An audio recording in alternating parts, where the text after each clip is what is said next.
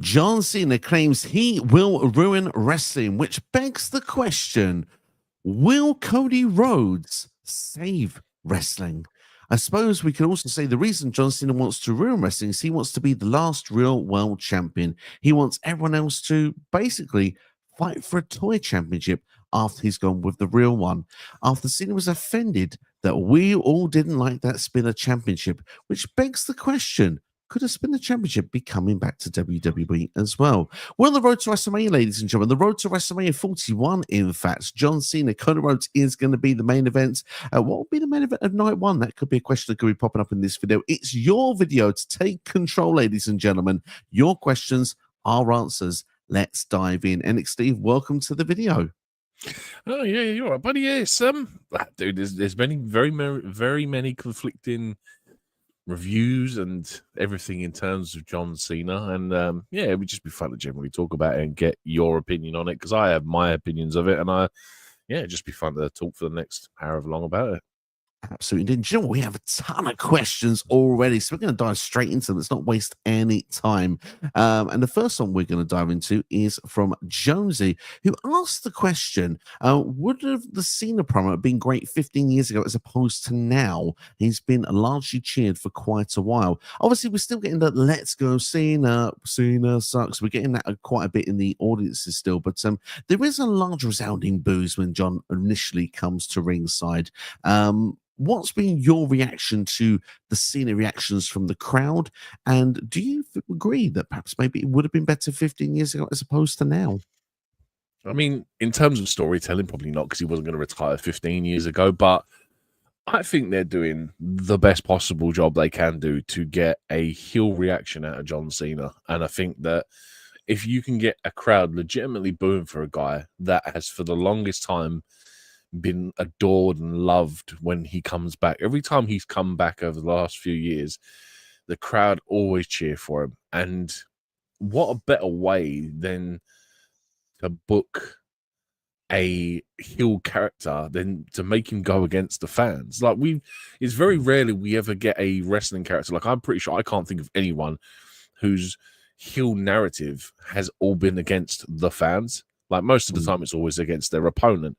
And the fact that you get someone like John Cena come in, who was always been a face for the longest time ever, and then they make him turn on the one thing that is essentially his biggest thing, and like they just goes heel on the crowd, and I think it's fantastic. I think the way that they've booked him in a situation where he's going to get natural heel heat at WrestleMania, and the I have issues with the two promos for other reasons, but I think John Cena's promos in general have been fantastic. Like, I thought last week's was really good, and then this week's I think was even better. And to get the crowd against you, like the way he has, I just think it's great, because he's verbally assaulting a small child in a crowd. And this is like old school WCW stuff that we're seeing here, when people used to like stick their middle fingers up to the kids in the crowd and all that kind of stuff. And I just think it's great. And I was going on a bit of a tangent there, and I've lost my train of thought where I was going with Cena. But yeah, I think like they're doing the best possible thing with Cena, and the fact that he's using stuff that has been critiqued by fans for over the years that WWE kind of just ignore. Oh, you don't like the spinner belt? Guess what? It's going to be our championship title belt for the next 4, 5, 6, 7 years now. You're going to see it every week, so you might as well like it and lump it. And it was never really acknowledged as being an ugly championship belt. And the fact that John Cena's come out and gone, it was my belt. What are you going to do about it? I'm going to bring it back, and you're going to hate it even more. Absolutely. Do you know what? The thing is, I'll switch it into Jonesy's question part there in a second about the 15 years ago part, but it's kind of like you mentioned about the promos on Raw. Like, he literally has the crowd in the palm of his hand. He's literally playing chess while the crowd is playing checkers. I like the idea that he literally go to them and say, I know what you're going to do before you do it, and go to them into what chance. He knew what he was doing and then said, I knew you were going to do it. I planted that to happen. It's just brilliant how we can do that, and literally can get the people from cheering to booing. Like you say, when it's like this you people stuff, John Cena has almost become the master of doing it. I don't almost want to see anyone else do it ever again. He's done a fantastic job of that. However, I have issues with the promos as well. I do have more issues with last night's promo than I did the first week, purely because the first week I purely thought, okay, there's this you people thing.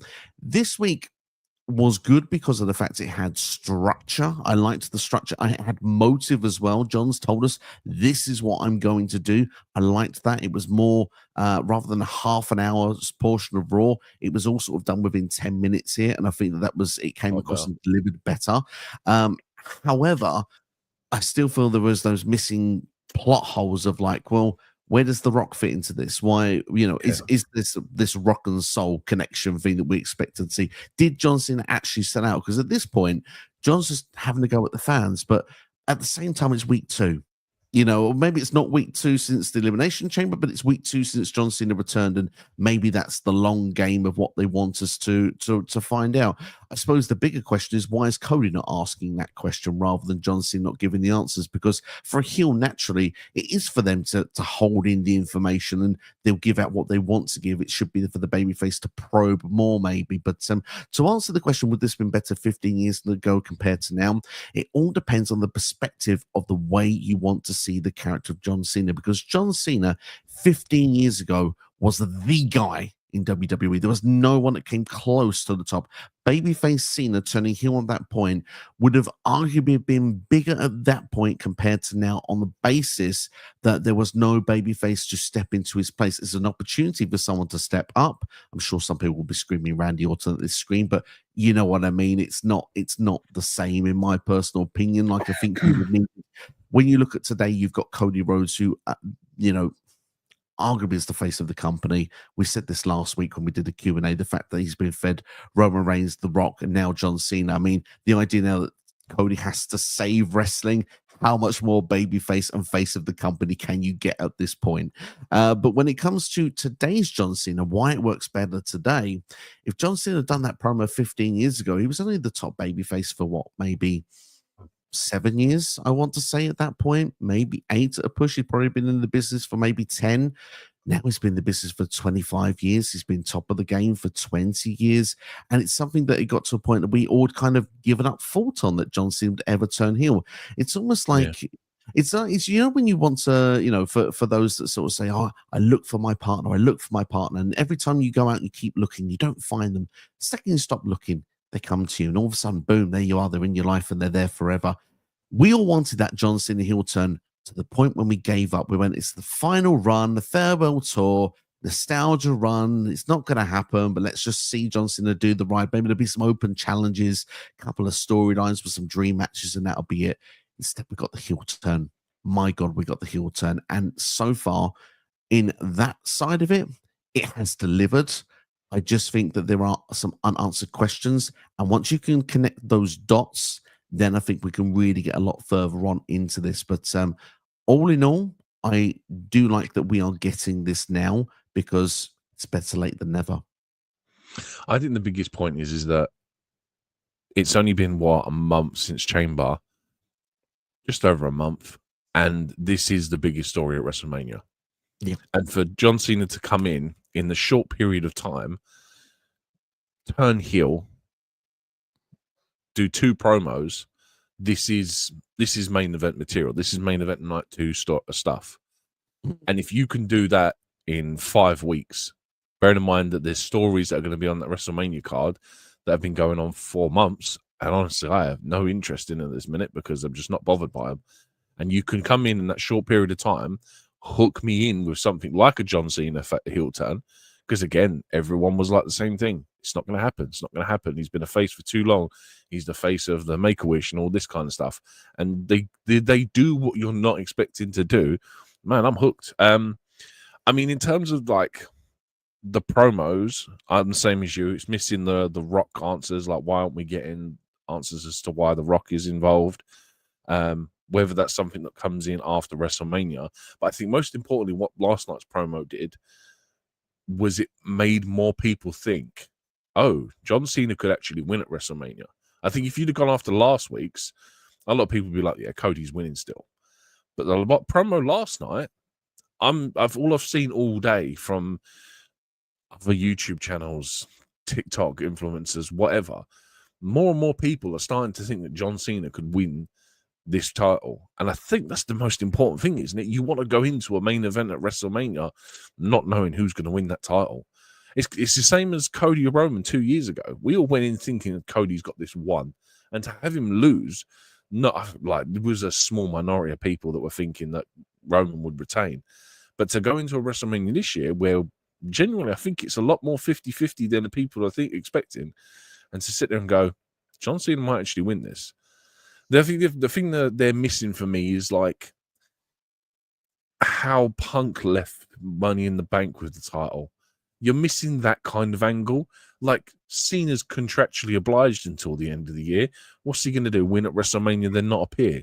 And I think the other thing you got to worry about as well is if he does win, what's his schedule going to be like going forward? Is he going to be on Raw every week? Is he going to be on SmackDown? Is he going to is it going to be like Brock Lesnar 2.0 where he only sporadically makes appearances? That's the other thing I think I worry about is that if he wins this title, how are you supposed to build up Cody getting this title back or building up the next big baby face to take that title off of John Cena if the guy's not going to be there for the last 6 months? That is the concern if he does win. I think personally that's probably the angle they will go down, is the fact that we'll probably get a lot of John Cena sort of FaceTime kind of, or like video packages from a set or something like that. Those promos, that's what we'll get if he does win. But I'm with you. But the thing is, I would say to an earlier point that you said there was John Cena like now more likely to win in a lot of people's eyes. For me, I went the opposite way around, and that brings me to this question here of like, how would you should Cena's babyface run be booked? To go back to that, let's get that again. We'll start that again. How should Cena's turn back babyface be booked? I think is the Jonesy question there put properly. I have Cody winning. And my reason I have Cody winning is because I'm really looking into the details of what Cena is trying to say. And I think Cena is saying a lot of stuff. Is saying, you will not get what you want. I'm here to ruin wrestling. When you listen to those things, I think that one thing that fans actually want more than anything is for Cena to win a 17th world title, and especially to win it heel. You will not get what you want. I'm going to ruin it. If I'm going to ruin it, I am not going to win the 17th world title. And I think the reason what you said at the start of the video, why Cena is turning on the fans, is because what was the thing that carried Cena through to win 16 world titles? It was the fans. I think Cena is going to fail at WrestleMania. He's going to have to stick his tail between his legs, and it's going to be a journey of working out that it's the fans that got him where he was all along. And I think that that's the way he's going to work himself back round, and that's going to be the initial way that will happen. It'll probably be a case that maybe The Rock is in the ring with him, and The Rock wants to say you didn't get the job done, so Cena gives The Rock an AA or something like that. That could be something that could happen, but I think it's going to be more of an organic kind of thing of where it's like, I realize I screwed up here, and I need to work tenfold to get the fans back on side. You never know. You might even find a family from Belgium that could be in Madison Square Garden watching John Cena before the end of the year. I mean, that's what I think. I mean, for the minute, I still think Cody will win just because they're gonna want to they're gonna optimize putting Cena in everything. And I think if he loses, you've got an opportunity there to put him in Money in the Bank. You've got an opportunity to put him in something at SummerSlam. You've got an opportunity to put him in something at War Games, whatever. Like, it's almost like the desperation angle should be his thing going forward.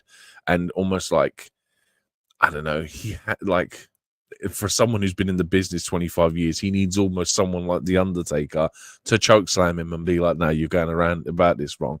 Listen, at a minute, I'm still thinking Cody's going to win this because I think Cena, I think if Cena's going to win this title, it's going to be last minute babyface. I reckon someone will take that title off of Cody, and Cena will take that title off of whoever that person is. So whoever that's going to be. So whoever, whether it be, like I hate to say it, whether it be, say for example, The Rock takes that title off of Cody. Not that I'd want that, because I think that's dead and done. I don't want to see Rock Cena again. So whether there's someone else out there that could fill in, be like an interim champion or so, just someone who, like, I'm trying to think who's the biggest heel at the minute. A Drew McIntyre, maybe. I don't know. Someone out there that can take that title off of Cody, and then John Cena will naturally progress back to being a babyface. And his last act should be winning that title on the final pay-per-view of the year. Do you know what I mean? At the last possible opportunity. And I don't know, man. I mean, it could be crazy. You could do, honestly, they could do some really insane stuff, especially when it comes down to, like, if they're going to do it on the very last show he's in. And it's almost like, I don't know, he's about to get screwed out of that title and not win that 17th title. And you can kind of do stuff that they did at 40, and you can bring out, I don't know, Austin or Taker or whatever. Do you know what I mean? There's ways that they can do it, but it can go either way. I think I'm just more interested in a natural progression back to babyface before he wins that title. But then again, I could be wrong. And if he wins it as heel, it's a perfect opportunity to have someone like a Sami Zayn win that title off of him as the next big babyface, or someone else. I don't know who I don't know who else is there at the minute that could honestly take that title off of him. But there is a perfect opportunity here to make the next big babyface in the company. Certainly is indeed there. But you went and touched on an idea there, and that's one of the titles of the video. And before we get some more questions in, quick yes or no then, if John Cena was to, you suggested potentially his last show, will he retire then as WWE champion? Do you see that happening, the last show? Because that's what he's saying, he's going to retire as champion. Well, it's not going to be at WrestleMania, like he said. It's going to be in December. Does he win the title on his last show? I mean, I don't think they'd have him retire as champion, because then you'd have to vacate it, and then they have to work out the narrative to book a new champion. It's still possible. Like, there's pros and cons to either way they do it, but I don't know, like, do you really want a vacant top championship and then they have to go through some rigmarole of doing a tournament or a bracket to try and find a new number one contender? Or do they put it on the line in the Rumble, and the winner of the Rumble walks out as WWE champion? And, like, for instance, that way Sami Zayn wins it because it's in Saudi Arabia. Then we get KO versus Sami at Mania for that WWE championship. KO wins the chamber. That's how you book it. Yep. I think that's the way to go. I think you put the title on in the Rumble, because if it's in Saudi as well, that's the way they're going to want to make the Rumble even bigger, is have the title on the line. Agreed. It can be like a Ric Flair 92 scenario. So does he retire as champion? The way that he's currently talking, for me, he's not winning at WrestleMania, John Cena, but that last show could be the place, if any, because it is what fans want. And right now, John Cena is saying he will ruin wrestling, but I think he'll only ruin it for himself while he's a heel. Let's go into some other comments, and if you enjoyed the video so far, hit that like button. We want to try and get let's try and get us to 10 likes early in the video. If we can do it, helps build the video more. The more likes we get, the longer we're here. I think that's a fair way to do it. Pierre says, nice that we decided to do a live today. So he was a bit bored, so made his day better. We're glad we can make your day better, Pierre. Let's dive in and get a question for you. And do you know what? I really like this question a lot, because pretty much just the topic that I wanted to talk about tonight. For instance, we've got a problem right now. Is WWE's European Tour, the road to Europe on the road to WrestleMania 41, hindering storylines in WWE with lackluster shows for Raw and SmackDown? The impression I get is that these really do feel like house shows. Like the last two Raws, aside from the Cena segments, they've kind of just been okay. I mean, they've made some advances in terms of the IC title, which I suppose is a good thing. But the impression I'm getting, and give me 2 seconds, I just need to find my reference for this one, is that the way WrestleMania is looking to go is almost along the lines of, oh my God, I cannot find it now. WrestleMania 16, where every match is a multi-man match. And they're trying so hard to get everyone on the card. And it's almost hindering the booking for WrestleMania for me. So there's actually another Jonesy question on there. I don't know if you can find it or not. It's the one slightly further down. I've already seen it earlier, and it's the one that said it's at 8:35, and it says, with the talent roster being one of the most stacked in WWE history, why does this year's WrestleMania build feel weaker in excitement compared to past years? Now, I have the same feeling with that, because at the minute, I'm not getting a lot of build about a lot of these matches at the minute.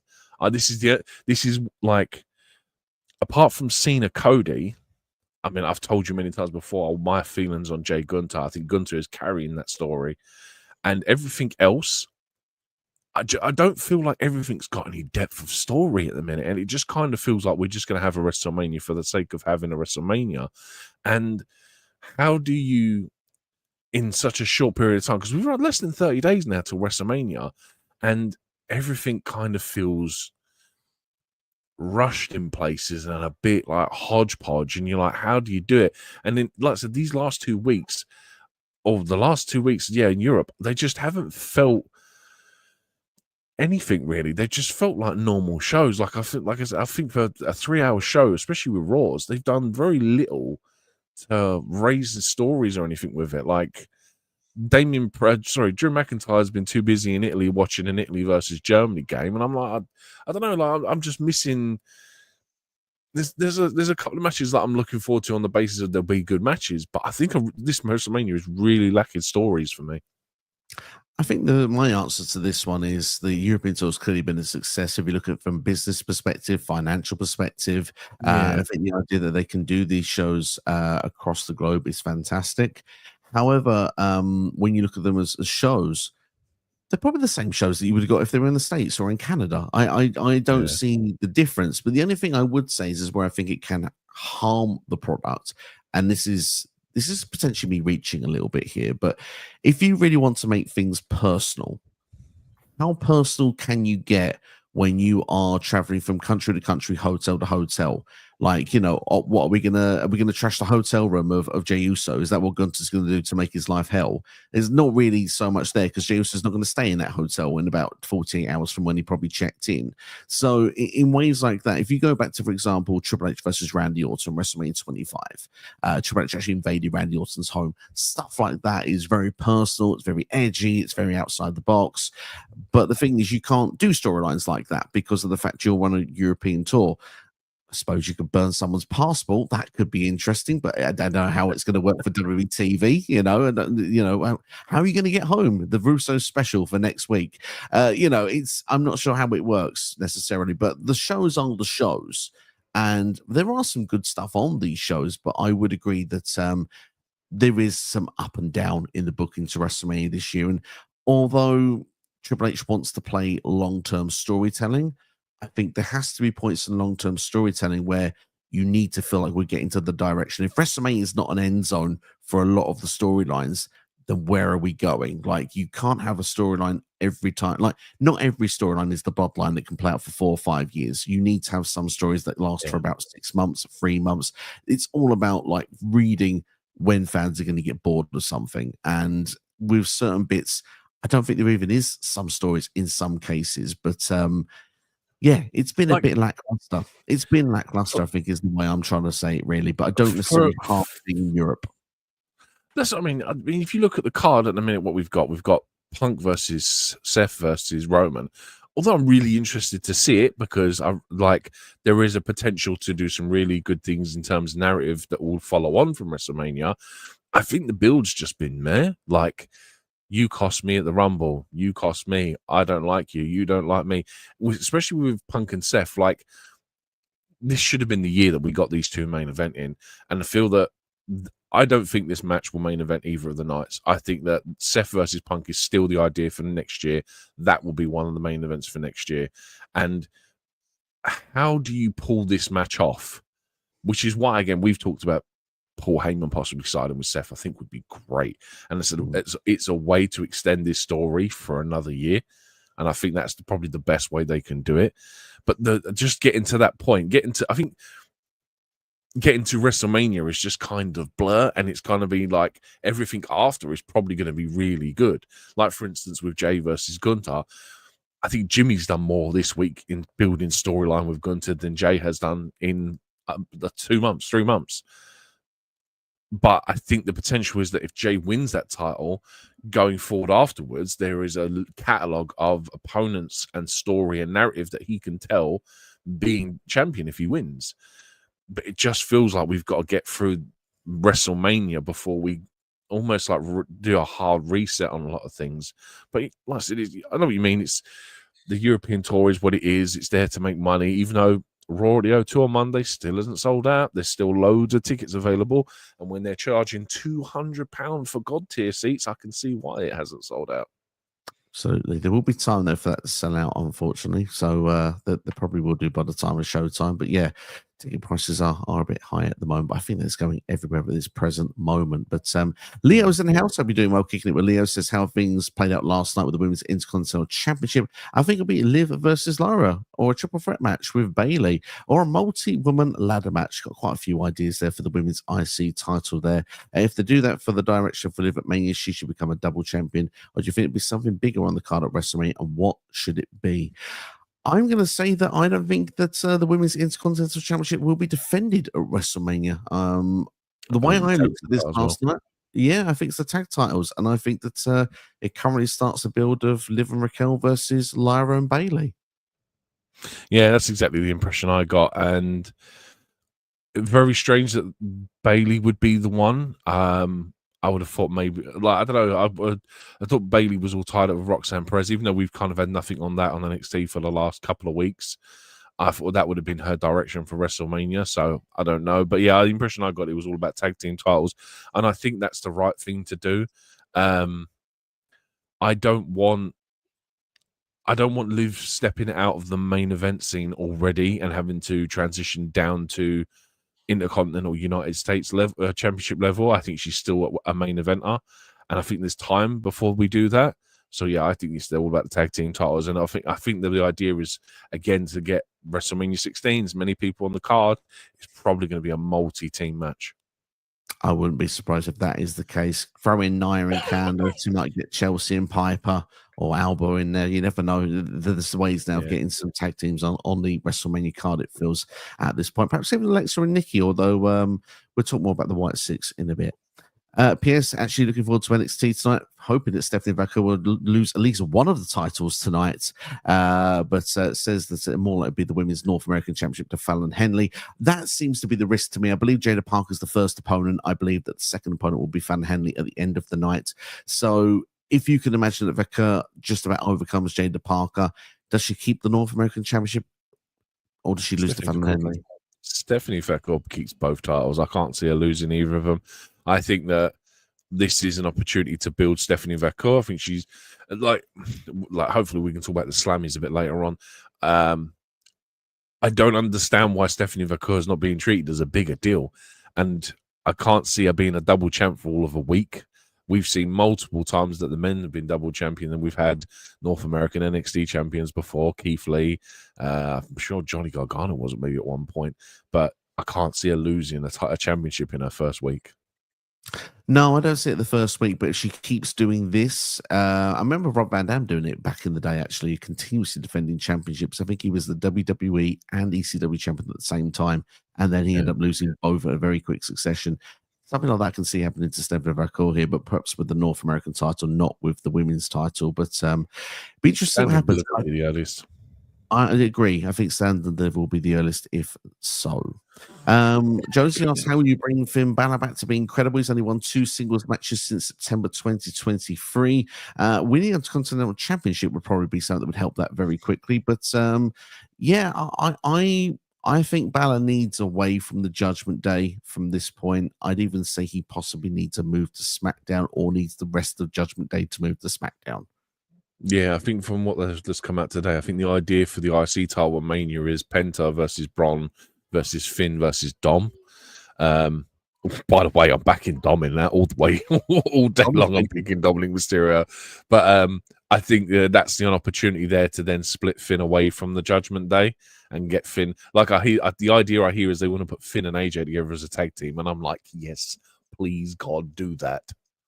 That would be quite fun. I'm interested in seeing that. That'd be quite fun. I think Dom does win. There's not even a case of hope or backing. I think because he's the one that's like, least he wants to get the IC champion. If it was in the Judgment Day, or the next IC champion, the Judgment Day, he'll be thrown into the match without sort of realizing it. And you've had the teasers of Eddie Guerrero on the title in the same still shot frames and that. it just makes it's time to get some Yeah. heat back on Dom as well. The IC title just seems to be quite a good idea. John Eric, might be rising to my male superstar of the year again. He might be raising back up to number 1 again this year. he could be indeed. Eric Douglas and else hope you're doing well. Eric says the foreign crowds love Liv for some reason. I can think of a reason probably why a lot of the foreign crowds like Liv Morgan. I can think of a couple of reasons. Roy says, what was better, John Cena's promo last week or last night? I think it was last night. It's just on the pure fact that he went off on that spinner belt and like he proper laid into the crowd about it. And like I was actually like emotionally scarred from the promo last night about some of the stuff he said. I think last night's was better in terms of hitting the fans where it hurts. Like last week it was just a case of you've bullied me, but yesterday he was just like, yeah, I brought that. Like you hated that. Good. I'm glad you hated that. I did that because I hated you all. And I'm like, that is perfect. It's so good. It was literally raw for you last night, wasn't it? It was actually struck. Like I was crushed emotionally. Like I could feel my chest tightening. But it was like, he says, I've been bullied the first week. I'm going to bully you back this week. I'm going to give it back to the bullies, pretty much what he was doing. But Right. I'm still going to go with the first week just because of the fact that I liked the initial, and Brussels, I think, just helped a little bit more for me. I definitely think Brussels was a better crowd. Like once they got past, this was the same. Like once they got past the Cena thing, I just felt I don't know. I don't feel like that Scotland crowd was just into it, or like it was almost like they were waiting for a certain I don't know, like a Drew or someone to turn up. And the best bit as well, because this made me laugh, was when they was like, "Oh, Jay's coming out. Who's his tag team partner?" And everyone was gassed. It's going to be Joe Hendry.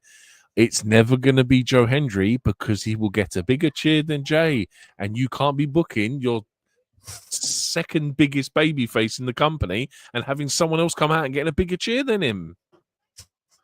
So true. It's so true. Yeah. I wanted it to be Joe Hendry like everybody else, but like we did say, like on this last week, it was like it's probably going to be Jimmy. It makes sense even to be Jimmy. Jimmy. Do you know what I mean? I think would have even got a bigger cheer than what Jay would have got. Should have brought in Grado.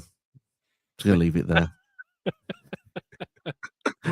Give us a bit of living. What was it? Like a Prayer, Madonna. Give us a bit of that. That would have been great. Jones asked, will we get a third man revealed at WrestleMania for the Rock and Soul connection? I'm gonna say no. I don't think so at this stage. I don't think so. I mean, don't get me wrong. We've been wrong many times before. Just like John Cena turning heel, we was wrong about, and there could be a third man, but like, who is that third man? Like at this point, it kind of has to be another Hall of Famer, almost a heel. But there isn't that many in there. Or like, you couldn't do someone like, for example, Austin, because that just wouldn't make sense. Like Austin is too loved, and I think if we was to get a heel. Trying to find that comment. I actually have a comment about Austin being in there. You're too quick for me. I'll try and find it. Keep going now. Keep on. Yeah, I think Austin's too. I don't know. I think Austin is. I don't think. Personally, I think Austin is loved a lot more than John Cena and The Rock is.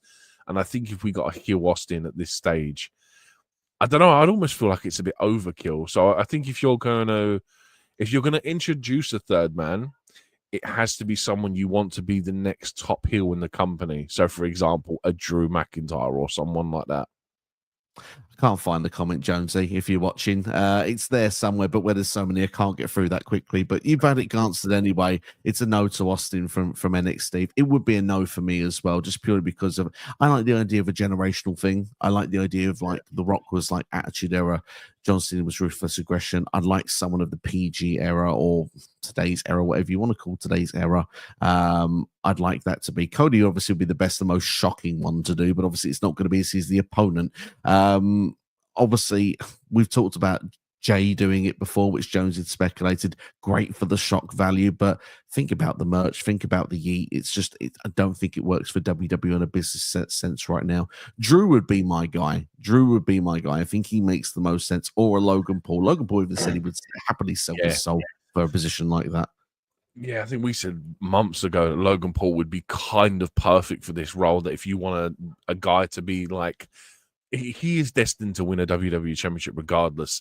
And I think if you want to get him naturally over as a massive heel, you put him with Rock and Cena, and like you give him that WWE Championship, and you let him run with it. And someone pinning Logan Paul would it's another great way to build up another massive babyface. Certainly, indeed. Sid asked, did you like Jimmy Uso stepping up to Gunter? It's done more for me than Jay has in the last couple of months. So yeah, I appreciate it. That was a good slap as well. It was good stuff. But for me, this was as well why it made so much sense that Jimmy was the one that came out as the tag team. But I know it was a bit disappointing for people. But you knew as soon as Jimmy turned up, Gunter would come out. There we go. It's the match set for next week. Before it even been announced, it was going to be Jimmy Uso versus Gunter. They did better. I mean, Jimmy Uso backstage was saying, we need this Jey Uso. We need this Jey, the one, the Rumble, that was the right-hand man, that was main event Jey when he kicked into that gear. Like, he hasn't been that guy the last couple of weeks. It's almost like, I actually kind of liked what they did with Jey Uso this week, where he kind of slipped before to doing the spear, clearly intentional as well. It's to play off what he did last week. It's like, come on, like you're in a top spot here. Don't throw it away. We want to see the guy that was, main event juice, and we don't want to see what we saw at WrestleMania 40 last year. Come on, get to that other gear. You can do it, and we believe in it. It got the fans cheered up as well, and the slap as well from Jimmy and Gunter. Even though Gunter smiled after, and that could leave a bit of a mark. That was a little bit of a sore one. There's a receipt coming for that. Trust me, and it's going to be across his chest, and it's going to be a nice big chop. Did you see the house show Belfast with CM Punk tapping out after he'd been chopped? No, I didn't see it. Well, what was it? Oh, God, it's what when he chopped Punk? Yeah, and Punk I saw that. Yeah. So yeah. No, I saw that. That was nasty. Yeah, I mean, do you remember when Big Show caved in Kofi Kingston's chest? I think we're going to get something very close to that next week with Gunter and Jimmy Uso. Well, maybe Jimmy Uso won't make the WrestleMania card after all. Jonesy says that Cody is winning at Mania in his view currently. He said he's the golden goose. Two-Spit Carl from On the Mark Wrestling Podcast is here. Thank you for joining us, Kyle. Says, I don't buy Cena retiring after winning if he does. I still think eventually they're going to get him to turn back to face by the end of the year and build up to a final match in December. Completely agree with that one. He said the promo just made me believe that Cody will actually retain, but if that's the case, why just turn John Cena just to lose? That's a very good question. Why would John Cena just turn heel just to lose? Because I don't know. I mean, you look at it and you kind of think that I said this months ago. I said John Cena doesn't need to win the Rumble. John Cena is the kind of guy that Cody Rhodes will turn around and just, I'll give you a match at WrestleMania. You've been through a career here. You've been through 25 years. Like I said, it's almost the reverse of Cena's promo where he turns around and goes, you've paid your dues. You don't need to earn a championship match. I will give you that match. And it would have been very Hogan Rock-esque. But I think, I think I said this previously before, you've got Cody Rhodes is the kind of the key in this, that whatever Cody needs to do this year needs to kind of be on the same level as what he did last year. Winning a title against Roman Reigns after a 4-year 1,316 days stint or however long it was is kind of really hard to top. So you kind of have to do something special. And I mean, I said this to you last time we did Q&A. If Cody wins, he will lose that title at some point before the next Mania, guaranteed. But the point is to keep Cody super hot. And how do you do it? You turn the biggest baby face in the company history heel for a match at WrestleMania. So it's all about Cody, unfortunately, at the end of the day. Regardless of whether John wins or not, there's a lot of people that don't like Cody's run as champion and they think it's been very lackluster. But like I said to you a minute ago, the fact that we've got in the last 4 weeks or since Chamber, you've had John Cena turn heel. This is the biggest story going into WrestleMania, which is kind of what you want to do. So for me, it's really clever booking for me. Yeah, I mean, like you said, it's all about building Cody even further. And like I said, the Cena's main feud is with the fans. And if he's not got the fans by his side, he's not the same Cena. Obviously, not just by promos, but obviously match results and match quality. He wasn't winning matches before either, but he realizes he's not got the fan support and he starts crawling back. That could be the storyline that he just needs in his final year. You could even turn the Cena back face at WrestleMania. You could have The Rock come out. He loses still, and The Rock just absolutely starts wailing on Cena. Like same way he did to Cody. just absolutely beat him down. And then Cody saves him, man. And they have that embrace in the middle of the ring. They have that hug, that show of respect. You get that massive crowd pop. Cody's this big hero that saves the guy that was the heel, but has now realized the error of his ways and has now gone back to being a babyface. Certainly did. That certainly could be a way they could go. Jones actually said the same thing here. Justin says, could see actually Cena getting it at the final December pay-per-view, which I believe now is going to be a Saturday night's main event, although earlier this year was rumored to be a PLE called Ruthless Aggression. We'll see what happens later down the line. Jonesy also asked, do you see Ric Flair trying to cost John Cena down the line, winning the 17th World title?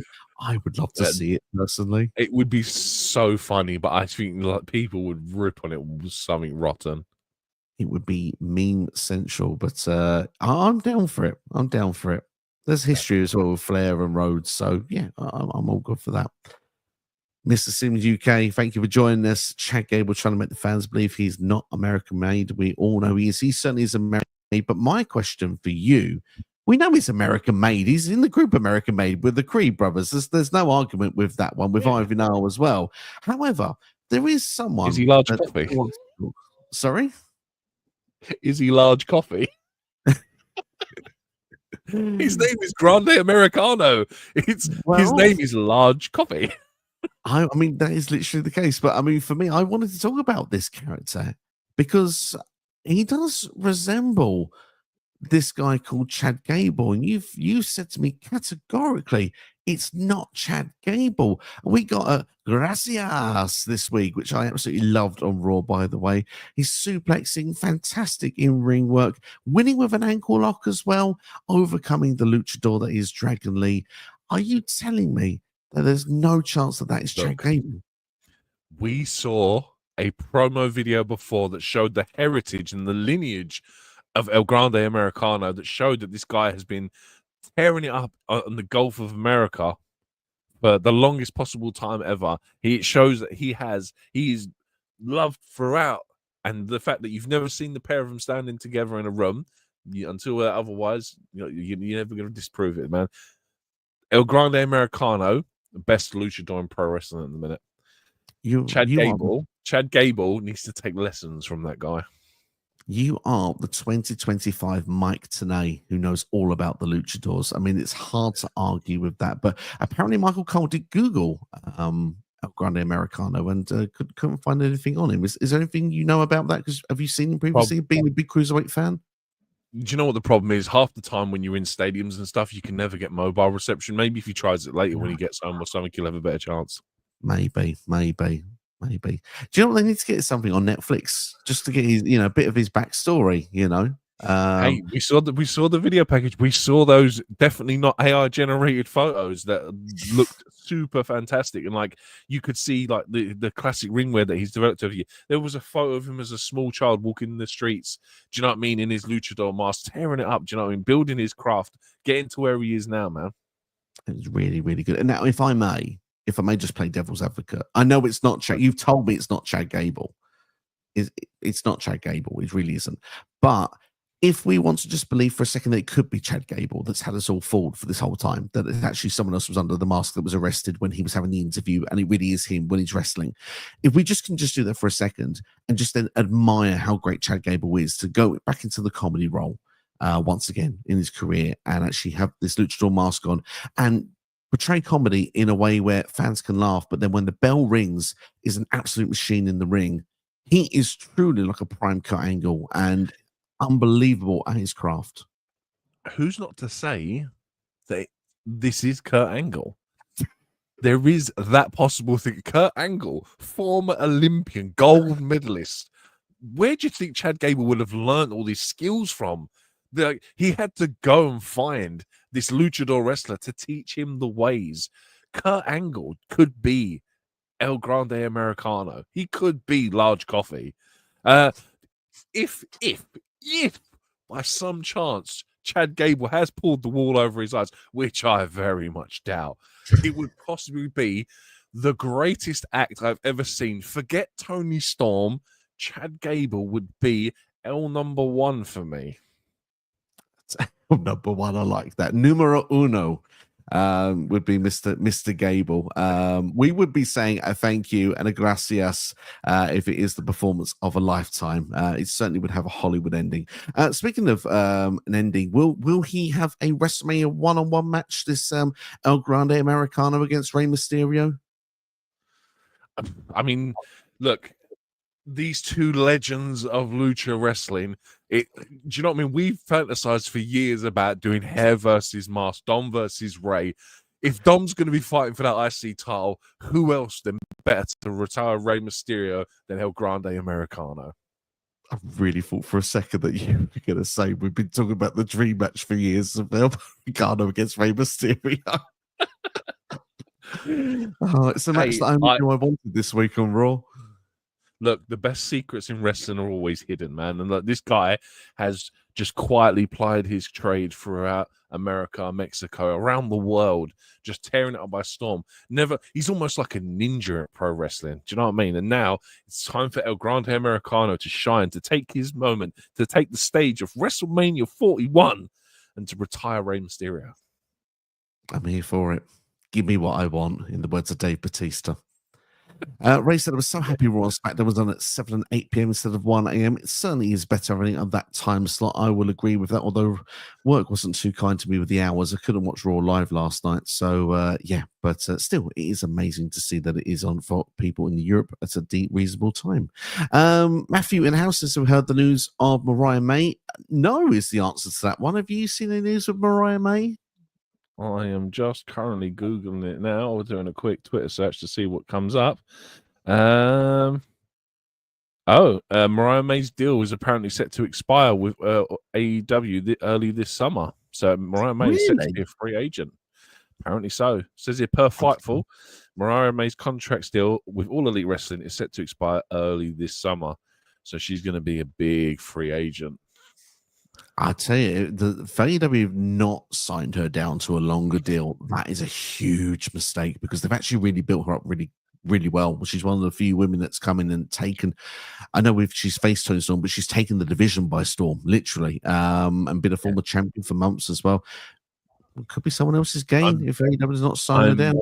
Telling you now, this WWE women's division may be the greatest division ever in pro wrestling. The fact that if they go and get a Mariah May and add that caliber to their locker room, and you've got Roxanne Perez, Julia, Stephanie Vacour, and Mariah May all in NXT. Like, dude, fast forward me a year, get these girls on the main roster and put them on a WrestleMania card.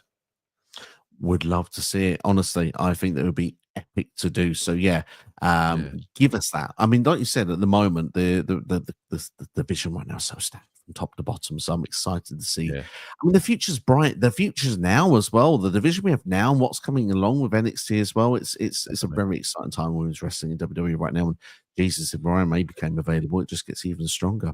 Bobby's in the house. Bobby, hope you're doing well, my friend. Thank you for joining us. He says he's also liked the video. Thank you so much. If everyone else can like the video as well, get us up to 10 likes. That's the goal today. If we get up to 10 likes, we'll keep going. We're trying to get through questions at the moment. We are 20 minutes behind on comments, and we've got quite a few Jonesy questions to get through as well. So we're going to try our best to get through everyone today. We've got Ray, who says, I hope UK gets WrestleMania in the future, so it'll be on a good time slot. Hopefully, Ray, they can attend it as well. Don't they just have to look at it at a reasonable time, can actually go as well. Bobby says, your guys' thoughts on NXT superstar JC Jane being the next opponent for Masha Slamovich on TNA this Thursday?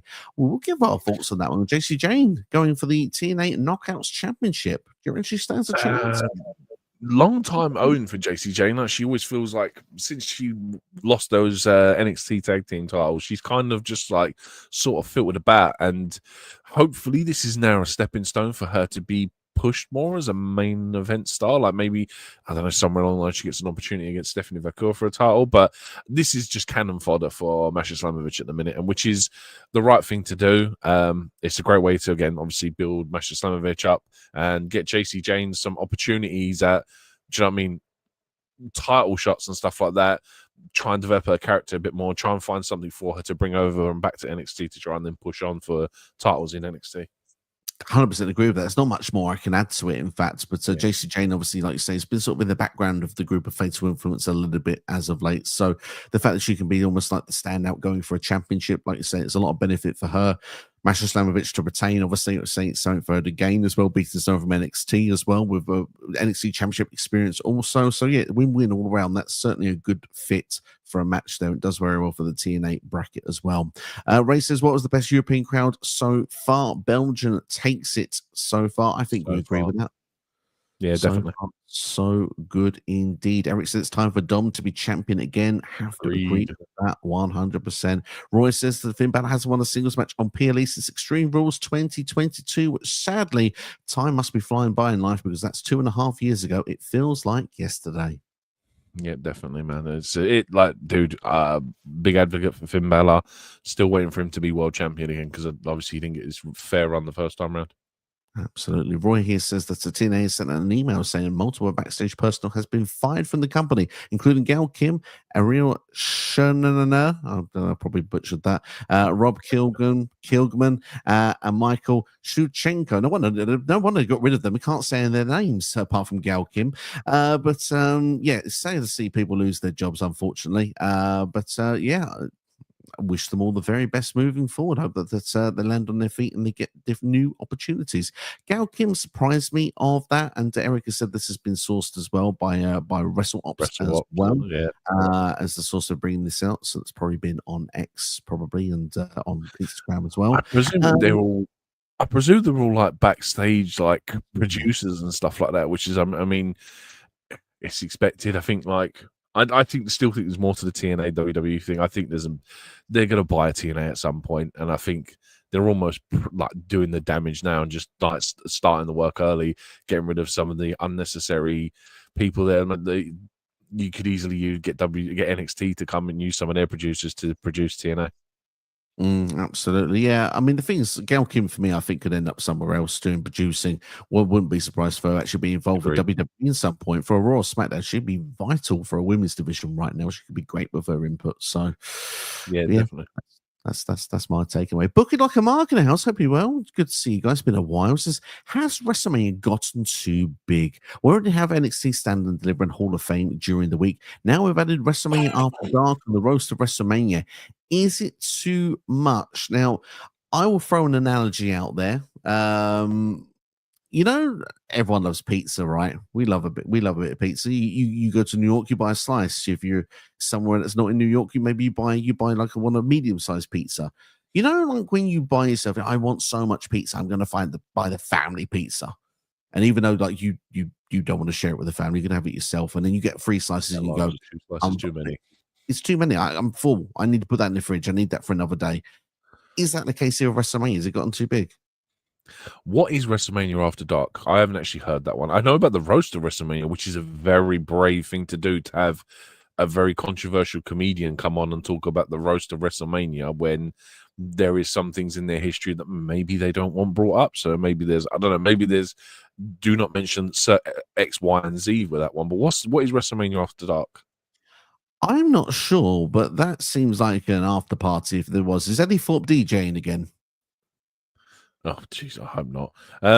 Yeah, I mean, I was only saying like last time we did a Q&A that they need to make the Raw and the SmackDown special, all this stuff. Again, this is just a way to sell tickets to fans, I think, and it's another way to extort money from people. Like me as a wrestling fan, if I'm going to WrestleMania, I want to go Raw, SmackDown, Stand and Deliver, and WrestleMania, and even that's a lot to do in 4 days.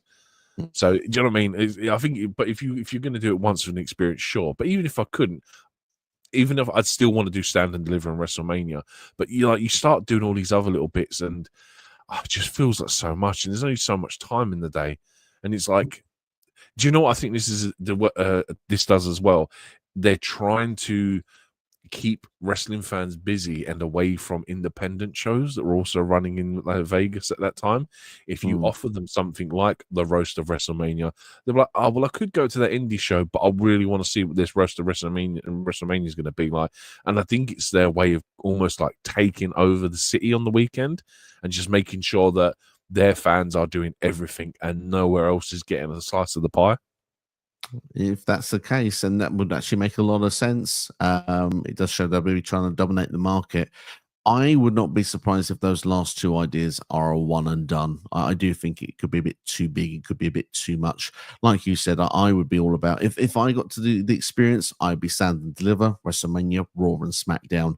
I would want to do WWE World as well, and then the access, the fan zones, whatever they did over the quarter of these.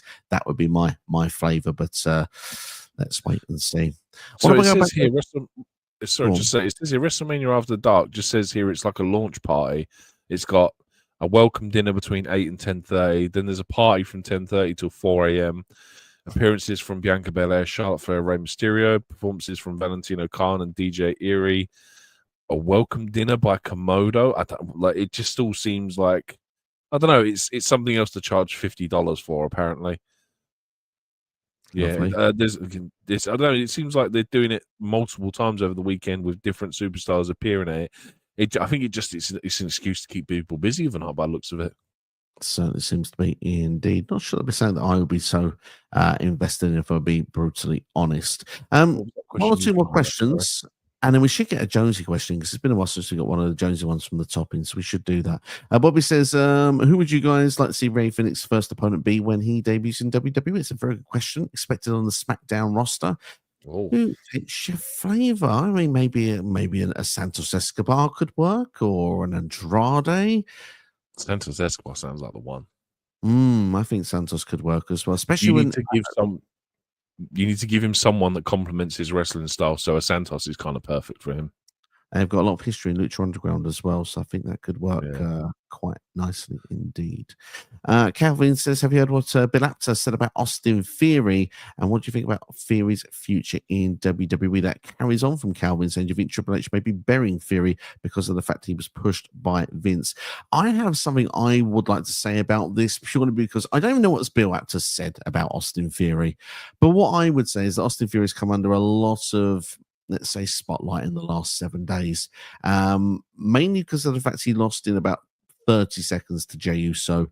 A lot of people disliked it, and they were turning on Jey Uso. And I think people are missing the bigger picture. Yes, I know it was to try and make Jey Uso look stronger going into WrestleMania in a program that so far felt a bit lackluster with Gunther. There is that aspect of it. Jey Uso was starting to believe in himself just that little bit more before botching going over the top rope on the dive. But if you look at it from the other side of the coin, let's look at Austin Theory. Is he being buried? I don't think he is. And here's the reason why. He's in a tag team with Grayson Waller. Yes, he is a singles wrestler. I get that, and he's been thrown to a tag team. I'm not saying he's a tag team wrestler. What I am saying is that Grayson Waller had the same match a week before, and the match went about 10 minutes. This match went about 30 seconds. When the team that we expect inevitably is meant to have broken up now for nearly the last year in Grayson Waller and Austin Theory happens, who is turning on who? Grayson Waller is going to turn on Austin Theory. And with Theory losing a match in 30 seconds, that gives Waller a question. If you look at last night on Raw, who lost to the Usos? Austin Theory. Again, it's another stigma. We keep losing matches. We were losing on SmackDown, kid. We are losing now on Raw. And it's all because of you, Austin Theory. It's not burying. It's storyline progression to get Austin Theory into a babyface. Yeah, definitely, man. Like, it's almost like they're trying to find the point to reset Austin Theory, and it's WrestleMania season. It's really hard to do that when their focus is on WrestleMania. Everyone knows, like, Raw after WrestleMania, SmackDown afterwards. It's the reset button. This is their New Year's Eve pie, WrestleMania. Once that's done, then it's back to business again, and we restart and we start doing things again. There's a load of people that are in the same position that are not being used to the best of their abilities. Andrade is another one that's not doing anything. Nia Jax hasn't been seen since Elimination Chamber. They're all superstars that are just not figured ideally into WrestleMania, and it's a case of just get WrestleMania out of the way, and then we'll go towards it. But like you said, the way they're doing it in the minute, Theory versus Waller is the direction they're going with. They want to split these two up because they probably see them doing bigger and better things as singles competitors again. At the minute, they're both kind of mid-card. We need a decent mid-card heel. Grayson Waller is perfect for that spot. always has been. Like, and there's an opportunity there to build him up as a bigger heel. Austin Theory, personally, I think he's done his best work as a babyface. You need to find a niche for him now, because you need to try and work him back in, whether you put him with Johnny Gargano and Ciampa and DIY or something like that. I don't know, but I'm obviously playing off his NXT days. But there is potential there to do with Theory. And look, it's the same time. It's the same thing in terms of Triple H not liking him because he was pushed by Vince McMahon. It's the same when it comes to any sports. You're going to get managers come in and replace older managers, and they're not going to like some of the current players, so they're going to push this player. They're going to buy the players they want to buy, and they're going to they're going to put them in the starting lineup. Theory may not be a Triple H guy. Theory may be almost just taking a spot on the roster at this point, but give it time and see what happens. The only thing you can do is just give it time. The thing that I would say as a counter argument with this is The Rock was missing for about 4 years. I think it was 2019, and then he made an appearance in 2023, I want to say. I think it was 23. Could have been 22, but I think it was 23. It was in Colorado. It was a SmackDown, random. People didn't expect it to happen. Who did he interrupt in ring? Austin Theory. That gave Theory that big moment. Now, I know there's a counter argument with that. 3 months later, they gave Jinder Mahal that moment, and then they fired him not long after. But at the same time, to be trusted to be put on a spot with The Rock when he'd been away for so long, knew that he would be capable of taking the jokes, taking the jabs, taking the people's elbow. You know, there's a hell of a lot of heavy trust that goes into a moment like that. Same with the celebrity spots. I forget his name now, that was in last year, the theme for SummerSlam last year. And Theory took a hell of a choke down from this celebrity. From the singer. Yeah. Jelly Roll. Jelly Roll, that's the one, yeah. And who I think will be in 2K, by the way. I think he'll be in 2K25, Jelly Roll. That's a little prediction for you. I think that Travis Scott's going to be in there as well, just out of interest. But yeah. Whoop his ass. You get that receipt from Cody that way. Yeah, I mean, that's what I think goes down. I think Theory is someone that's trusted. I just think right now he's young. He was pushed too fast. I think Triple H just looked at the reset button and is looking for the right opportunity to start again with Theory. Here's the theory is Drew McIntyre when he was the chosen one. Mm. Give it time. Give it time. He all he's got to do, just give it time. I like that. Let's go back to some Jonesy questions, because it's been a while. He's got a lot of them. We've got a lot of them, so we should do them for Jonesy. He's took the time to write them in for us. He says, please, what will CM Punk's favor be? And does it involve Lesnar coming back to WWE to help Punk win the triple threat? Definitely not Lesnar. No Lesnar. Lesnar is not coming back anytime soon until that court case is dealt with. I think Lesnar. I think Heyman's going to screw Punk out of this favor. Like, apparently, well, I don't know if the favor was to get Roman in the same ring as him at the same time. I don't know. It almost seems like a bit of a nonchalant thing now. Like, just they're kind of just throwing it away. This is almost like, well, we've seen this so many times before, like the lockbox that Shane wanted from Vince when Shane came back, and then we never found out what was in that lockbox. It's kind of, like, I wouldn't be surprised if, like, after WrestleMania, that's completely forgot about. See, I think we're going to know what the favor is. I think we could find out as soon as this Friday on SmackDown. We have the contract signing, CM Punk, Seth Rollins, Roman Reigns. I thought Punk did a fantastic job of his promo on Raw. I like the fact that he alluded to Paul Heyman. He said about the fact that it's still business for him while it's personal for the other two. If it's business for him, he has a purpose. He knows the goal where he's looking for, which is clearly a WrestleMania main event. Whether it's night 1, night 2, clearly it's going to be night 1. That's what he's looking to be the goal, and that's maybe what Heyman's thing could be.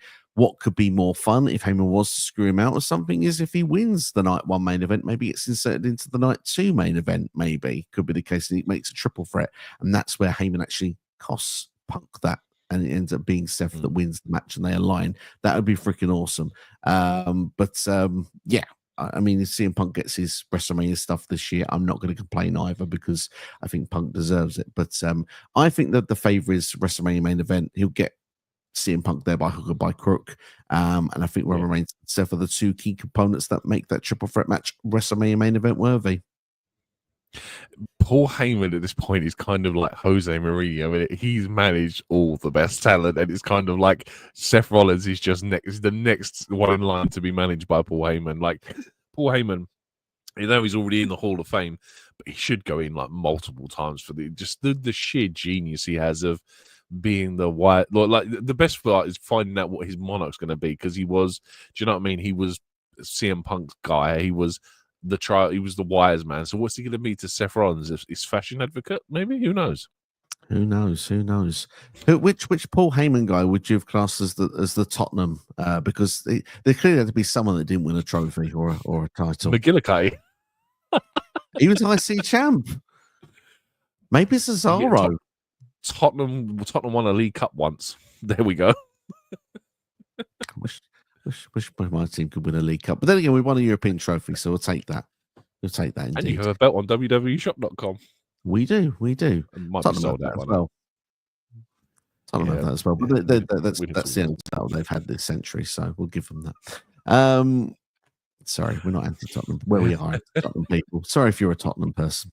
We're not really. Joseph says the White Six potential return report suggests that the White Six may be returning soon, possibly alongside Bo Dallas. How could their reemergence reshape WWE faction dynamics? Well, the fact they're on SmackDown means they should go against someone on SmackDown, but there had been rumors before there would be the Judgment Day on Raw, but that clearly looks like that's now not happening. Everyone in the Judgment Day seems to have moved on. So, I mean, there's like a Holiday fan. I think it's too late for WrestleMania now. I think Bo Dallas is injured, which is the reason why they've not been on TV. I think it's too late for Mania now, and we just wait for that. I'll wait till after WrestleMania and just do a reset there. In terms of reshaping WWE faction dynamics, I don't think they've done anything since they've come in. They had a great debut. They've won a couple of matches against a semi-par faction that was kind of just okay. I'm really worried at this point that this faction will just disappear and we won't see any of them ever again. Like, I think they probably keep Bo Dallas on as Uncle Howdy, but I think the rest of them will just disappear, which is a shame, because if anything, do you know what? They should bring the White Six out to be the stick in John Cena's backside. Dude, like, if you want to do some long-term storytelling, already set up the narrative for John Cena, all you need to do is have the White Six take over that monarch and replace Bray Wyatt. Do that, man. It could be fun. That could be fun, especially with the Firefly Funhouse match, if you're going down that angle with Cena as well. And as Cena's been mentioned, a couple more questions, then we got back into the other questions we've got further down from people who are with us at the second. He says, what do you predict they will do with Cena's last Raw appearance next week to try and heat the feud up? Are you surprised by the lack of physical contact between Cena and Cody? Obviously, this is last appearance, but it's the last appearance on the European Tour. So that's the difference. We don't know if Cena will be appearing. I imagine he will on the last two. He's appearing on Raw next week. Raw next week. But I imagine he will continue appearing between now and WrestleMania. I don't imagine it would just be the European Tour, but I could be wrong. But I think they will get physical next week. That's what I think will happen. I do think The Rock will appear in London next week. I've got a funny feeling The Rock will appear and we'll start to get some level of questions, answers to do with that. I don't think you can do the same promo off 3 times. You've done it twice, they've got away with it twice. I don't think it works a third time. Yeah, it would. Like, again, a lot of people complained it was very samey this week, having them both come out opening the shows.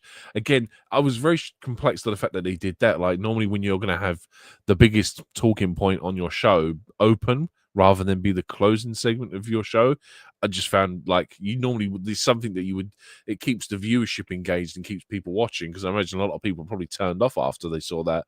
But I'm not surprised by the lack of physical contact, because Cody Rhodes is the good guy. Why would he attack John Cena? The story is about winning the title. There is no hostility and aggression that really should start a beef. I think if there's going to be any physical interaction, if The Rock does turn up next week, it'll be between Cody and The Rock, because I think that's where the aggression should be directed towards. Cena doesn't want to interact because that's what the people want. So he doesn't want to give True. the people what they want. So that's why Cena keeps backing down and is being cowardly all of a sudden. So yeah, The Rock would be the person that would make that work. Cody should at least slap Cena after what happened at Chamber. But look, to be fair, you could argue Cody's doing what Cena would have done 10 years ago, which can have its annoyances in itself. It just shows really how there is actually some character arcs going with both guys in the storyline, even if it's kind of hidden. Cody is like, you want him to be more like the Punisher. You want him to be an anti-hero. Do you know what I mean? But he's too Captain America at the minute. He's not Punisher enough. Good analogy. Yeah, I completely agree with that 100%. Joe says, what if Triple H books Cena versus Cody, no holds barred, but there's a twist. If Cena wins, Cody must leave WWE forever. If Cody wins, Cena must publicly admit that he was wrong and acknowledge the face of WWE. For me, I'm not a fan of the added stipulation. No holds barred, give me that. I'm fine with a bit of a stipulation match added to it, but Cody wouldn't leave WWE forever, so I think that would make the match very predictable for me. And even if then he did leave, if he lost, he'd find a way back. And that just feel like, I hate when they do that. And leave and then back within 2 weeks just never works for me. And Cena publicly admitting he's wrong and that Cody's the face of WWE, that's a way to transition, I suppose, going back into the babyface idea. But I prefer just no holds barred if they were going to do any added stipulation. Yeah, because then that way it gives you the chance to have The Rock get involved, get someone else involved, and build a different narrative for post WrestleMania. But I'm not a big fan of the Cena public apology. I think we've seen that so many times before, and it's such a cliche. I'd just rather not. Absolutely. P.S. says another thing I need for this year's Mania is Chelsea Green and Live Akira defending their championships. Doesn't look likely to happen. I don't know where they fit on the card. It's too many matches. But Pierre goes on to say at the end of the day, we have make Chelsea Green versus Lena Vega and Lyra versus Bailey. The problem is, and I don't mean this horribly, WrestleMania, Chelsea Green versus Lena Vega just isn't big enough for the show. It just isn't. Chelsea Green is a social media godsend at the minute, and been putting the United States Championship on her. Like I said earlier, they've just had her and Drew, the two biggest social media WWE superstars, fly out to Italy to watch Italy versus Germany to do press events and press tours. They're going to keep that title on her for a while now, by the looks of it. I think like they've just got a place for Chelsea at the minute, and again, post WrestleMania, there's probably going to be a bigger story, an opportunity to build someone to finally take that title, although she should technically never lose it.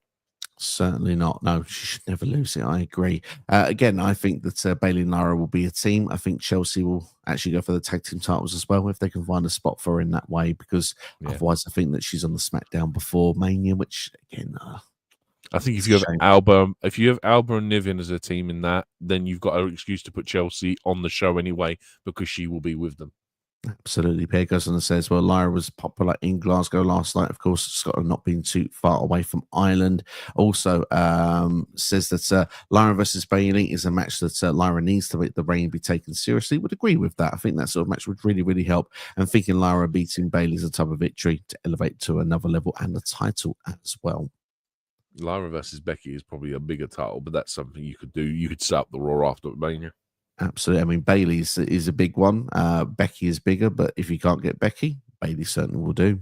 Sid asked what has been Cody's best match as WWE champion for him. It's Cody versus KO, the ladder match. I think in terms of story-wise, that was the one I was most intrigued by. There's probably been better wrestling matches, but I think for story, that's probably his best match.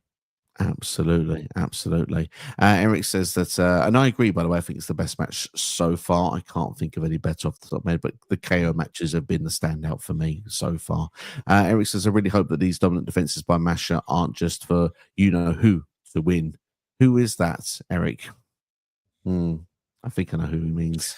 We won't go there. We don't need that today. We've got enough comments to get through already without controversy on top.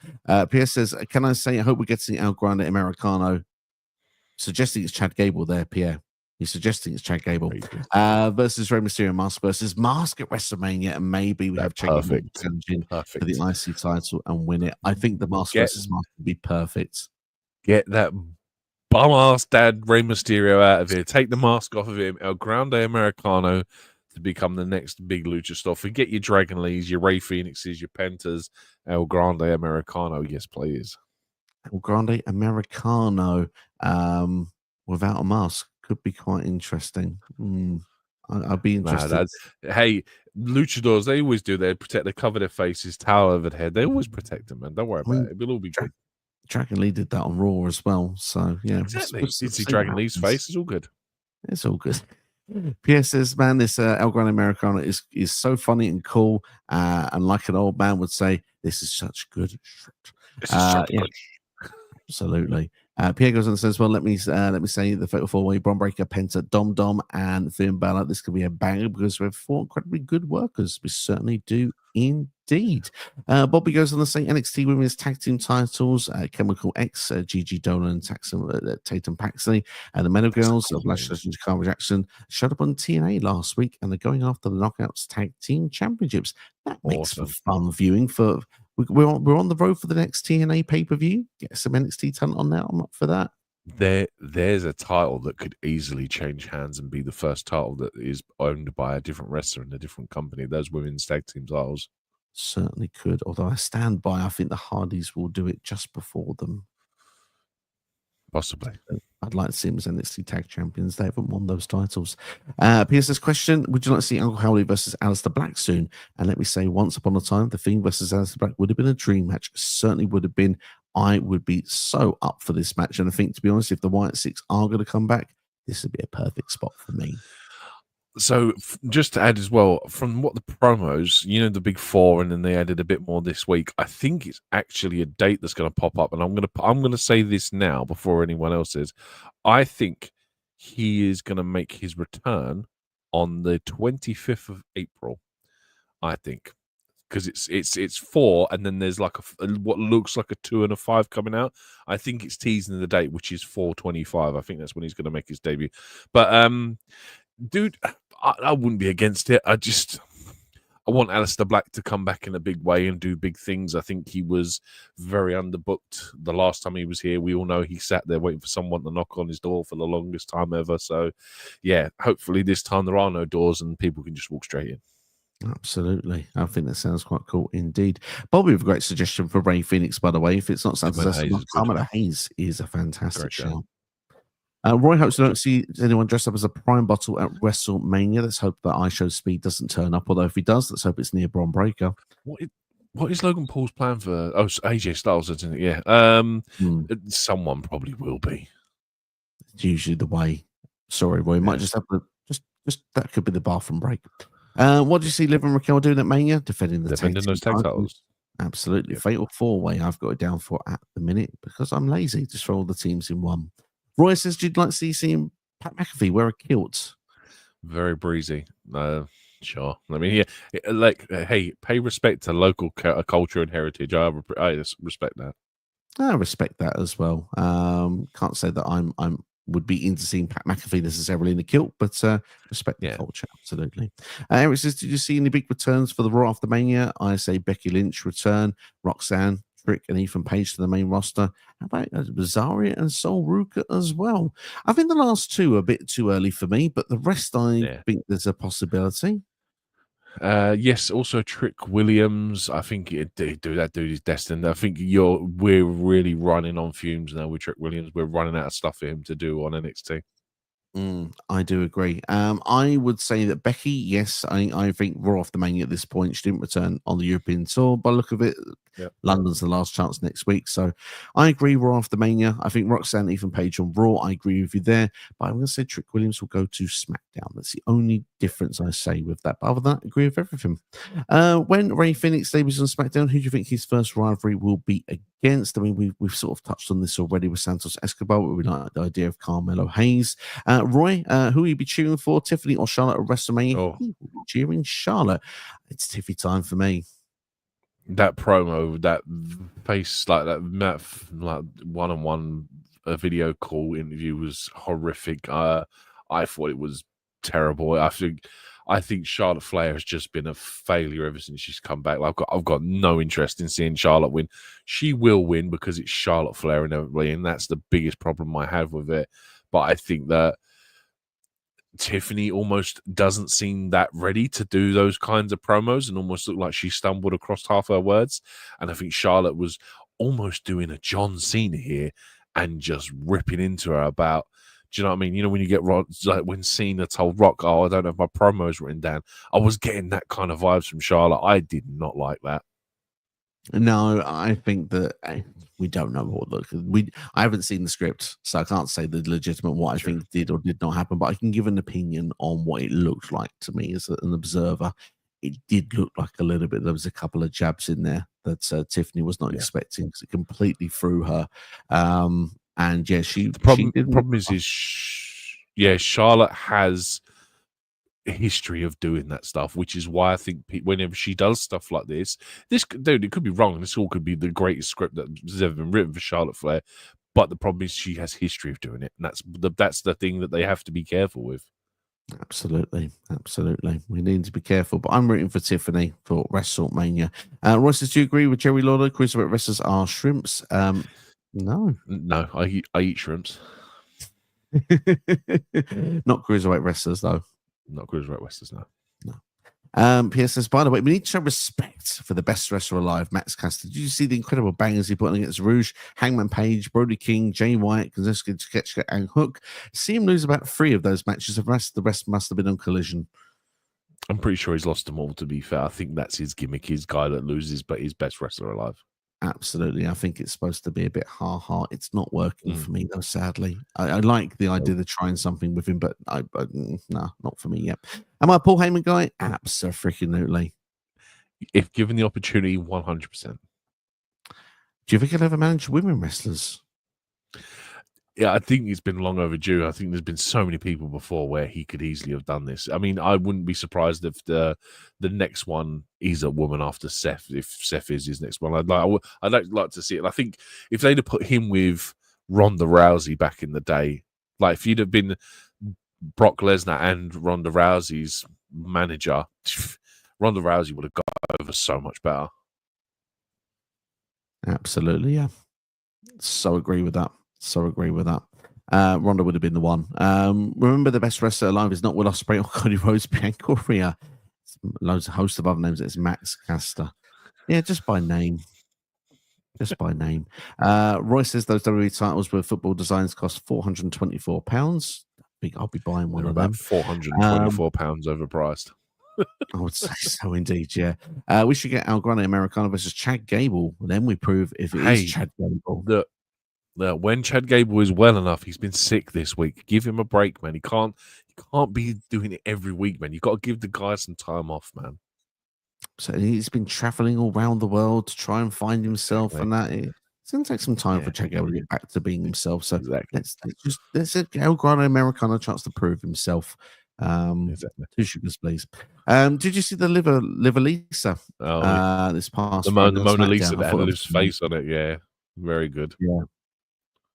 The fact that the fan was trying to give Liv a hug, and she was like, "No, Dom won't like that." I was like, "Well done, Liv. Well done." Yeah, well done. Appreciate the picture. Talking about the hell away from me, though.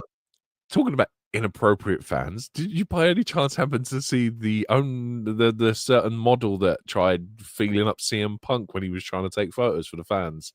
He was not best pleased with that young lady. I missed that. I did not see that at all. But I think it's just been on the tour this week. Yeah, it's so bad. Like, dude, be tranquilo. But apparently, this person is famous for it. Absolutely. Eric says, what if Punk's favourites have Tino's time commentating on his match? I mean, I would just ask Tino a long time ago. I don't think he'd Heyman for that favour because I think Tino's a big Punk fan. I think he would do it. PS's hot take. I think Lara is the female version of Bryan Danielson. She's got the great wrestling styles of Danielson Sabre Jr. Loves all 3. Good to see that Pierre is a big fan of Live Valkyria.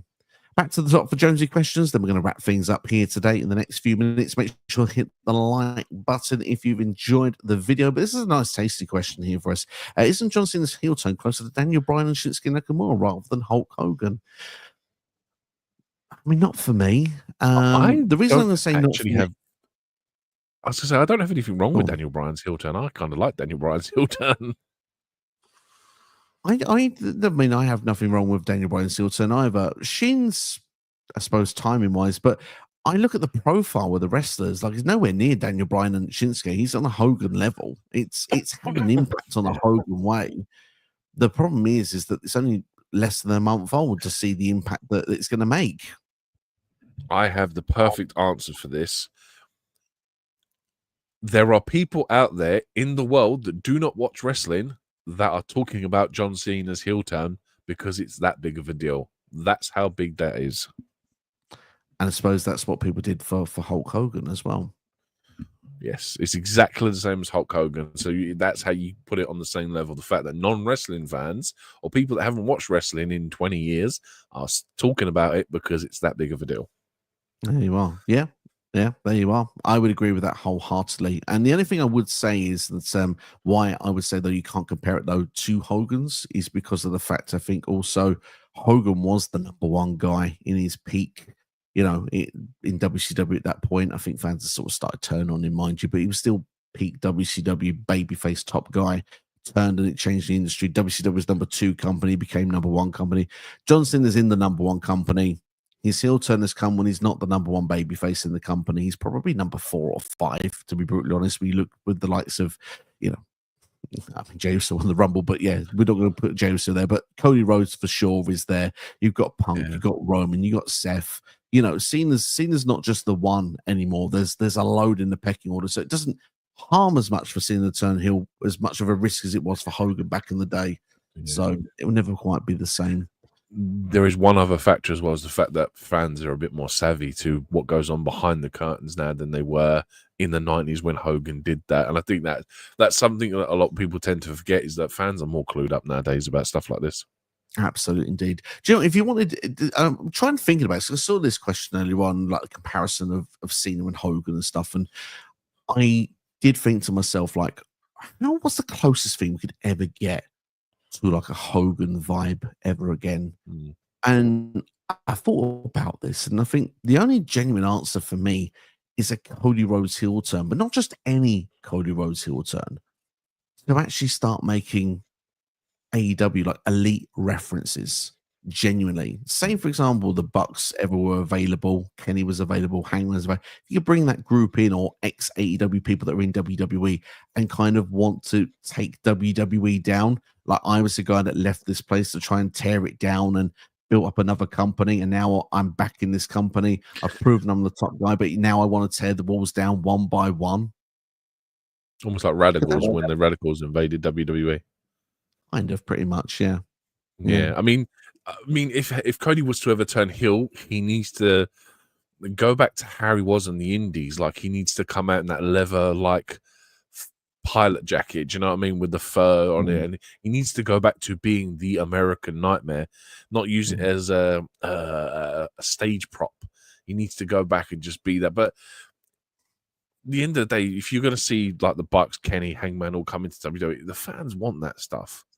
Well, I'll say the fans. There's a lot of people out there that would love to see it, and it's kind of, it's almost like you're trying to replicate the NWO turn, and it's really hard to do that. Like, I don't think it will. The thing is, I don't think the Hogan thing will ever be replicated, because like, spoilers exist, the dirt sheets exist. It's very rare that we ever get spoiled at wrestling no more. I think in the last 5 years, I can maybe count on one hand the amount of times that I've been genuinely surprised by something. Like, for instance, Edge's return, Taker showing up at Mania last year. It's very rare that we get surprises nowadays. So maybe I don't personally think they'll ever be able to pull something off like that again. Maybe not. Although Cena's one was less than a month ago. We all got shocked on that one. Even if we called it, we still were shocked it actually happened. You did. You did. Yeah.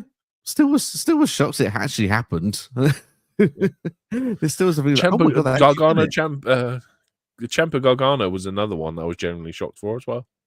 You know, so there was some, but I think closest to Hogan is a Cody. I'm not saying it'll be exactly the same, but it's the closest you'll ever get. Yeah. But yeah, I think is Jones. The other question: is there any explanation The Rock wanted Cody to turn heel? Was the fact that he's not following the product closely, only thinking about himself?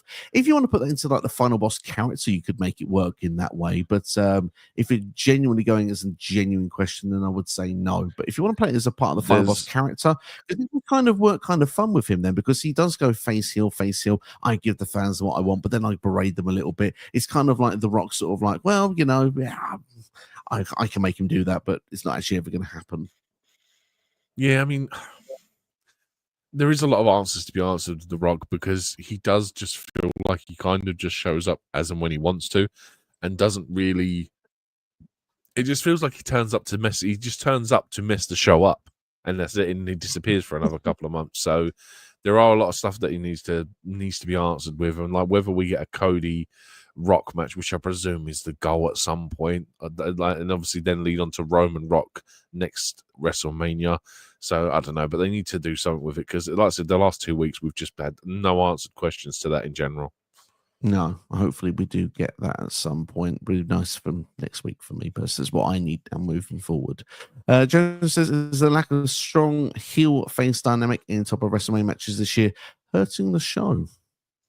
Not really. I think Cody versus Cena is literally the biggest heel face that they can do. Like I said earlier, it's the best way to keep Cody relevant is you book him against someone like John Cena as a heel, which is something they expected. So I don't get me wrong, there is obviously a lack of it in terms of the rest of the card, but I think this is the biggest heel face we could have got this year. Yeah, I mean, like, I think some stories are strong, some are not, and I think it just based on what you feel. I mean, for me, Seth is on the way to turning heel. He's maybe not quite there yet, but he's done heelish moves, and he's definitely the most heel of him, Roman, and Punk in that triple threat match. And I think there's a strong dynamic, certainly from purpose. It's just a case of we've not seen them interact enough on the build to WrestleMania. We might get more of that, though, in the next coming weeks. We certainly get it this Friday on SmackDown. So I'm interested to see what happens there. I think that's going to be quite explosive, but we'll see what goes on. And this one here as well, since the Cena didn't explain the explanation for the heel turnaround Cody Rhodes or the WWE title, but rather his resentment of the fans, is there any other reason that Cody's reign is in jeopardy? Well, yeah, he's got the Rock. Yeah, he's got the Rock on his side, and obviously the Rock loves to mess around with Cody. He's cost him before. Let's be honest. The story turn reason as to why Cody only won the title last year was because the Undertaker got involved.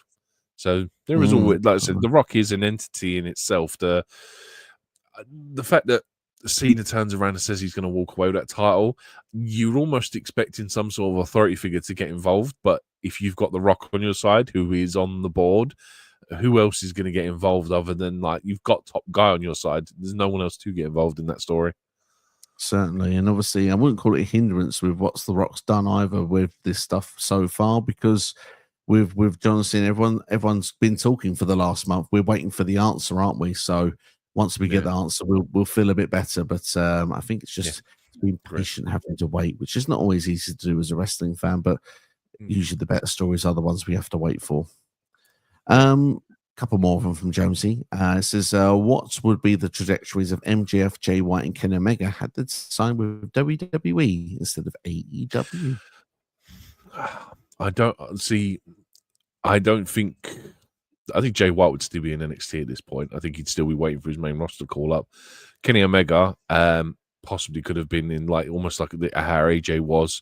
MJF, honestly, I don't know if he suits WWE. I think he's too AEW, and so I don't know if he transitions well from being given a microphone and being allowed to say whatever you want to then go into this PG rated product. Don't get me wrong, Cody's obviously dropping F-bombs recently, but I don't know. I think MJF's promos are almost too 18 rated for WWE, and I don't know how that would transition. But I think if MJF was in the company, don't get me wrong, he'd be a great signing, but I just don't know how he transitions in terms of promos. I mean, MJF's bank balance will probably tell me differently, but I think that yeah, true. I think he should have made the move to WWE when that deal was going to expire. I think that was the time to make the jump. I think that he would be a top guy in the company. I think he would do just fine. I think, yeah, of course, he can't do the F-bombs and stuff like that, of course, although WWE dropped one recently. So, yeah, he would have to back a little bit on his style, but I think he's got enough about him to make it work. And the fact that he would be with a different roster, a different dynamic, he could have continued his shtick for a bit longer. Where I think with AEW fan base, it's got a bit stale for a lot of people, and I think that's been part of their problem with MJF in probably the last sort of 6 to 12 months of his reign since he made a return last May at Double or Nothing. For Jay White, I would say quickly that I think he wouldn't have been feuding with Jeff Jarrett. Yeah, they definitely wouldn't be feuding with Jeff Jarrett. Jay White, for me, would be in a better position in WWE as well. Would he be a top guy? I don't know, but I would turn around and say that he would be above the mid card. I think that he would be, I would say he'd be near a Seth level, but without as much of the accolades, if that makes sense. Obviously, Kenny Omega would be a top star if he'd been in WWE, but he chose AEW. Jay White needs more mic time. Jay White needs more mic time. Yeah, Jay White has been mismanaged and mishandled, and anything. And I know Jones is not saw a lot of hype of Jay White in New Japan. Saw him come to AEW and did not feel that was fulfilled. I know that Jones has been very disappointed with what he's seen with Jay White, but I think so has everybody, because we all know that Jay White has so much more to give, and the presentation and creative that he's been given in AEW is very much beneath what he is. And he goes from kickoff or countdown show, 0 hour, whatever they call it, 0 hour, to main event, back to 0 hour, to then being Adam Copeland supporting act. He's much better than that. Had he been in WWE, I think you'd have got a lot of better presentation. Even if Jay White wasn't the main eventer in WWE, you still would have got a much better presented Jay White and would probably have a different opinion on him. Jay White would be exactly like Ethan Page right now. He would have already been NXT champion, and he would have got himself over more because he would have more mic time. That's the thing that got him over in New Japan, was like his mic work pushed him up the card, made him Bullet Club leader. And he hasn't been given, like, he's been the leader of the Bang Bang Gang, and it's kind of like they've almost been a joke of themselves. But I think he just needs more mic time, more serious stories. Certainly, indeed. Right, we're going to do a power hour, or not even power hour, because it'll be an hour long, wouldn't it? We're going to do a power of about 7 minutes for remaining questions, so we're going to power for them. Did they prematurely blow off too many WrestleMania storylines? They could have structured like Rhea Raquel feud or Punk chasing the title to make matches feel more meaningful. I guess as well, you could have looked at Rhea and Liv being a prime example. Punk and Rollins, the debut of Netflix. Were they blown off too early with now what we've seen with what we've got WrestleMania at this stage? There's an argument for yes. Rhea, yes, but then Rhea's still on the WrestleMania card fighting for a world title, so I'm going to say no. Liv is obviously the one that's kind of fallen out of order with that one. Punk chasing the title. Look, man, as much as I wanted to see Edge win the world title when he come back, because he never technically lost it, I generally see Punk going through his whole stint in WWE and not winning a world title. And it's just one of them things, because he is essentially a Hall of Famer at this point. I wouldn't be surprised if he never wins a world title, but it's a story they can always pull up as and when and anytime they want to with Punk chasing the title. Certainly, indeed. Would Gunther versus Punk be a better WrestleMania match than Gunther versus Jey Uso? In ring wise, yes. Arguably storyline, potentially judging what we've got so far, yes. The only thing that I would say as no is that they're trying to make a new star out of Jey Uso. Exactly. And insert name would probably been better than Jey Uso in terms of story-wise for me. Yeah, I mean, the storyline it's probably that and Tiffany Charlotte have been the worst book storylines going into WrestleMania. Yeah. That even includes the ones that matches. And they both won the Rumbles. Absolutely. I totally agree. No, it is the worst match one's booked so far for sure. Has WWE mismanaged a stacked roster, cramming 6 top stars into 2 triple threat matches instead of crafting individual storyline rivalries? Too many people, and there's too many cooks in the kitchen. Is that kind of the situation here, Alex Steve? Yes and no, but you want all your top stars on the card. I am genuinely looking forward to Roman Punk, Seth. I think it's going to be great. Yeah, but then it does mean the argument's there for like I'm not feeling Io at the minute. She's kind of like Io is at this minute Japanese anime character that just celebrates, and I'm like, they need to show more aggression. She's been this weird, really aggressive character since, but in the last like 3 weeks, she's just been this pushover for Bianca and Rhea. So they need to change that one. That's like 50-50. Yeah, she's not been booked credible for since becoming champion. She's become almost like a happy-go-cheery mascot who's an afterthought of WrestleMania. Yeah. She's there to get pinned, but she's going to be awesome in the match. That's something at least. What is your favorite gimmick match? Ladder match. I think the ladder match is well, yeah, Royal Rumble as well. But I think ladder matches there's potential for so much in a ladder match. Absolutely. For me, Royal Rumble, just the twists and turns over the years, and so much you can do in the Rumble match. I don't think they are booked to the best of what they could be in the modern day, but I think the Royal Rumble match is always it's the fastest way to spend 60 minutes. Favorite pay-per-view, yeah. Absolutely. And Pierre, I'll spot your favorite wrestling match of all time. I'll always go back to DIY versus Edge, Mustache Mountain at Worlds Collide. I think it was great. There's a plethora, man. Like there's a Mustache, there's a Mount Rushmore of matches out there, but that one always springs to my head. I remember when we did the rewind, it just brings a smile to my face every time. You were like, "Yes, I finally get to cover that match." It's like, yeah, that was a good day. It's a really good, it's an amazing tag team match. I love that match. For me, End of an Era is my one. Undertaker versus Triple H, Shawn Michaels, special guest referee. Did I mention it's inside Hell in a Cell? Look, it's just everything I love about wrestling: the drama, the storytelling, the near falls, the match action as well, the violence, everything that was just about it was just in one sort of story, the build, everything about it, just brilliant. So yeah, and just having the WrestleMania moment at the end as well, with the three of them walking out together, probably should have been the end of all of their careers if we're being brutally honest. But hey, that's life. But that's the end for us here today. So massive thanks to everyone that's watched here on the channel. If you enjoyed the video, hit the like button, share with friends, subscribe as well. And thank you everyone for your comments and questions. You kept us busy for the last hour and 40 minutes. And Steve, big thank you to you as well for joining. Dude, always a pleasure.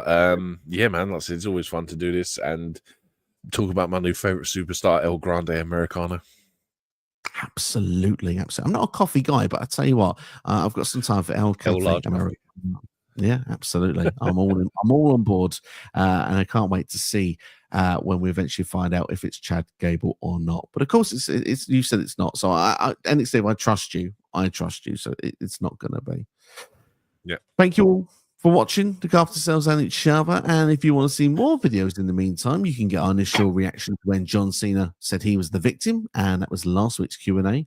You can check out the Champ Is Here, John Cena series of winning 16 world titles. The watch along for episode 1 is available now when John Cena defeats JBL at WrestleMania 21 to win the WWE Championship.